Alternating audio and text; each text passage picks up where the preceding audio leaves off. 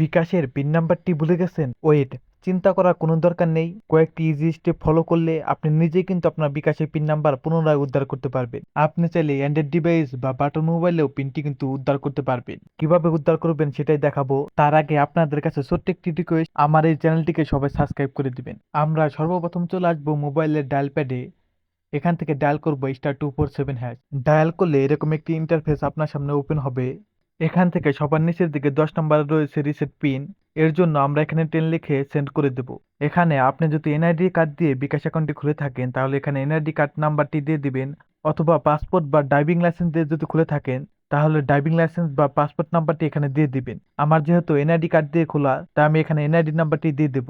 নাম্বারটি দেওয়া হলে এখান থেকে সেন্ড করে দিবেন। এখানে জন্মসালটি লিখে সেন্ড করে দিবেন। এখানে এরকম একটি ইন্টারফেস আপনার সামনে শো করবে। আপনি যদি শেষ 30 দিনের মধ্যে যদি কোনো লেনদেন করে থাকেন তাহলে এখান থেকে সেটা কয় নাম্বারে রয়েছে সেটা সিলেক্ট করে দিবেন।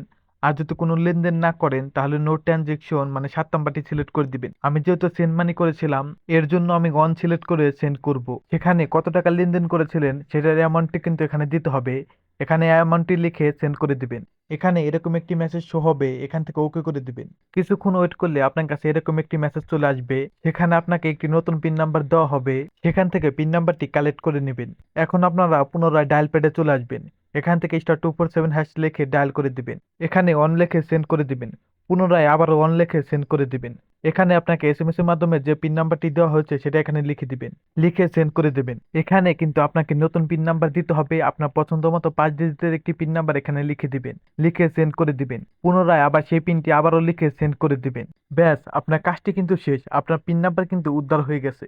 এখন কিন্তু আপনি সহজে আপনার দেওয়া পিন নাম্বার দিয়ে কিন্তু টাকা লেনদেন করতে পারবেন। ভিডিওটি যদি আপনার একটি উপকার আসে অবশ্যই ভিডিওতে একটি লাইক করে চ্যানেলটিকে সাবস্ক্রাইব করে দিবেন।